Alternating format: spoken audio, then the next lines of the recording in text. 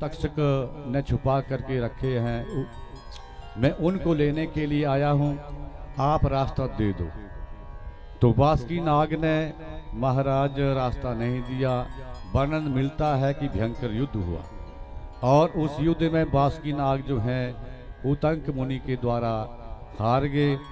जब हार गए तो उन्होंने अपना रास्ता फिर दे दिया।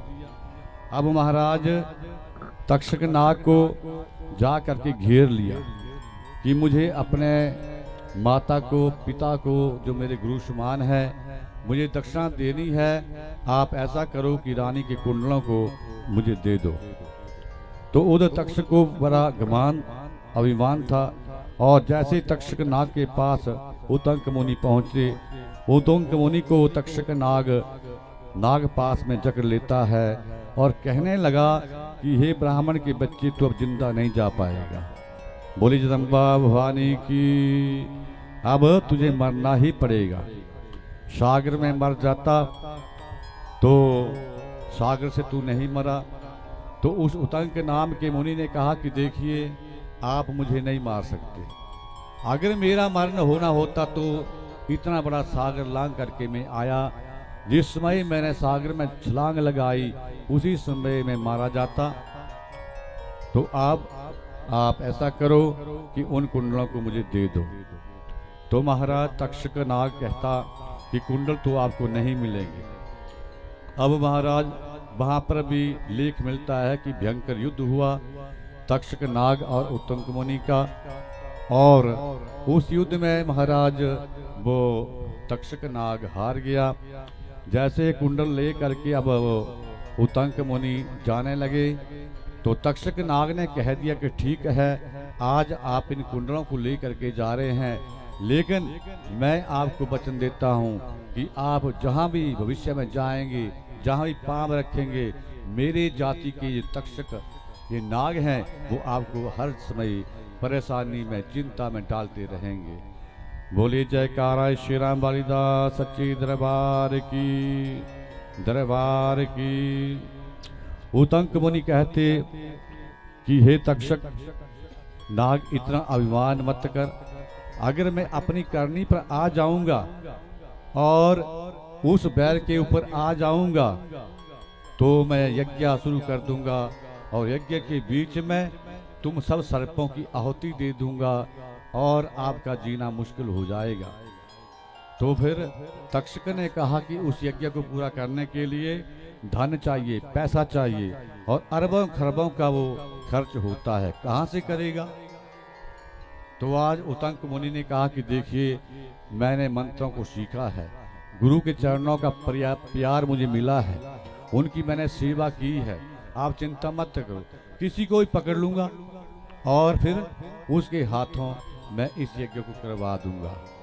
इस यज्ञ को करने के लिए मैं किसी राजा को पकड़ लूंगा, राजा कोई मुझे मना थोड़ी करेगा, इसलिए आप चिंता मत करो, हम आपके द्वार में आए हैं, आपका धर्म बनता है कि जो मेरी इच्छा है इसे पूर्ण कर दें। इसमें मेरा निजी लाभ कोई नहीं है, मुझे गुरु दक्षिणा देनी है और उसके बाद मुझे फिर इस कुंडल से कोई भी काम नहीं है। बोले बांके बिहारी लाल की, जयकारा श्री राम बालीदास सच्चे दरबार की।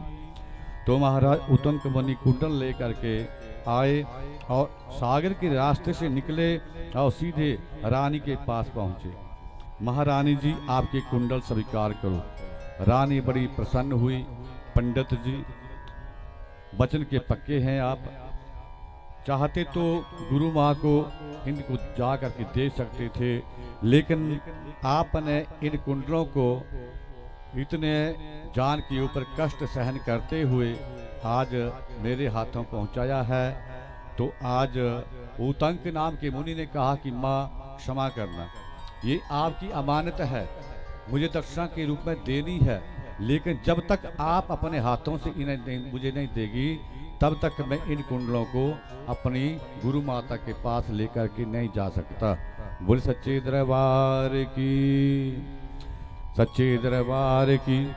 तो इस तरह महाराज आज उस रानी ने खुश हो करके वो कुंडल और साथ में सोने की मुद्राएं दक्षिणा में दी। अब उन कुंडलों को ले करके वो अपने गुरु के पास, अपनी माता के पास पहुंचे। अब रास्ते में जितने भी नाग के चेले थे उतंक मुनि को तंग करने लगे। इसलिए वेद व्यास जी कहते हैं कि उतंक मुनि राजा जन्मेजय तुम्हारे पास आए और तुम्हारे हाथों एक यज्ञ करवाया जिसे सर्प यज्ञ कहते हैं, लेकिन फिर भी आपके पिता के मन को शांति नहीं मिली। वेद व्यास जी ने राजा को ये सारी कथा कह सुनाई। अब राजा जन्मेजय के बाद मुखारविंद से पिताजी की सदगति, इसके लिए वेद व्यास जी अब देवी भागवत करवाएंगे। वेद व्यास ने कहा कि देखिए आपके पिता अभी भी आकाश मार्ग में घूम रहे हैं राजन। जो आपने यज्ञ किया ये तामसिक यज्ञ है। 3 प्रकार के यज्ञ होते हैं, सात्विक, तामसिक और राजसिक। तो आपने जो यज्ञ किया इसे तामसी यज्ञ कहते हैं। तामसी यज्ञ से किसी भी देवता को सुख शांति नहीं मिलती है, ना ही पितरों को सुख शांति मिलती है। अब हम नवरात्र विधि से आपके पिता के लिए, क्योंकि उन्होंने सांप के द्वारा उनकी मृत्यु हुई है, एक किस्म की आत्महत्या हुई है। जहर खाने वाले के एक्सीडेंट के रूप में कुएं में डूबने से जो भी इंसान इस सारे संसार को छोड़ करके जाता है वो हजारों हजारों वर्षों तक आकाश मार्ग में भटकता रहता है और वहाँ से देखता रहता है कि मेरे परिवार का कोई ना कोई व्यक्ति एक ना एक दिन जिसे मैंने इतना छोड़ा है, इतना धन दिया है, वो हमें भी याद करेगा। तो आप राजा हैं, आपके पास कोई किसी प्रकार की कमी नहीं है।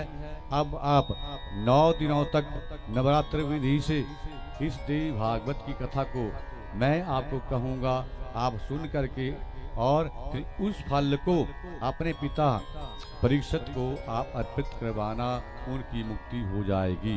बोलिए सत्य सनातन धर्म की। तो वेद व्यास ने अब महाराज जन्मेजय को आज्ञा दे दी और जन्मेजय अब उस यज्ञ की तैयारी करने में लगे। आइए माँ के चरणों में एक हाजिरी आप भी बुलाएंगे। हो आजा दातिये